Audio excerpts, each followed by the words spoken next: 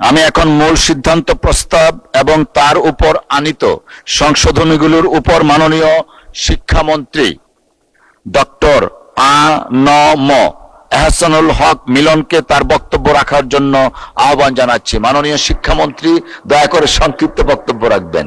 আপনাকে ধন্যবাদ। ধন্যবাদ মাননীয় স্পিকার, আপনাকে অশেষ ধন্যবাদ। আপনি সংক্ষিপ্ত বক্তব্য, আমি সংক্ষিপ্ত বলছি। আমি খুব আনন্দিত এবং গর্বিত যে এই বিষয়টিকে আমাদের মাননীয় প্রধানমন্ত্রী সবচেয়ে গুরুত্ব দিয়েছেন। এমনকি এই বিষয়টি নিয়ে আমি যে গবেষণা করেছিলাম সেই গবেষণাপত্র 2015 সালে তিনি আমাকে সেই বিষয়ে গবেষণা করিয়েছিলেন। সেই বিষয়টি জাতির উপলব্ধির বিষয় হয়েছে। আজকে এই জুলাই 24 বিপ্লবের পর আর এই মহান সংসদে এসে সকলেই যে বাংলাদেশের কারিগরি শিক্ষা ব্যবস্থার প্রতি যে দৃষ্টি দিয়েছেন, যেটা মাননীয় প্রধানমন্ত্রী চেয়েছিলেন, সেই জন্য আমি আন্তরিকভাবে সকলকে ধন্যবাদ জানাই।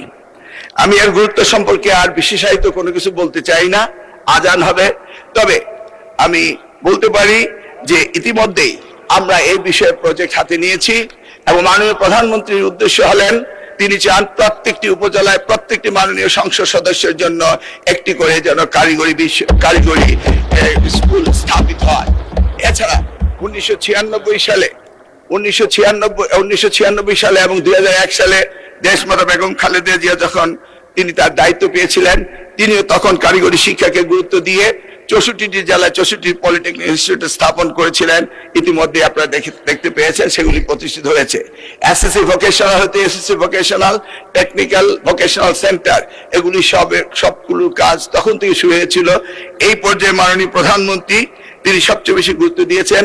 তাই আমি আজকের এই প্রস্তাব উত্থাপিত মাননীয় সংসদ সদস্য জনাব জয়নুল আবেদিন বরিশাল 3 তিনি যে প্রস্তাবটি করেছেন, ইতিমধ্যে তার এলাকা এই কারিগরি স্কুলের বিষয়ে কাজ আমরা হাতে নিয়েছি। আমরা বাকিগুলো কাজ পর্যায়ক্রমে করব। তবে আমি ওনাকে অনুরোধ করব, যেহেতু আমরা এই বিষয়ে সিদ্ধান্ত নিয়েছি এবং কাজ করছি মাননীয় প্রধানমন্ত্রীর নির্দেশ ক্রমে, তাহলে উনি দয়া করে এই প্রস্তাবটিকে প্রত্যাহার করতে পারেন। ধন্যবাদ আপনাকে। ধন্যবাদ মাননীয় মন্ত্রী।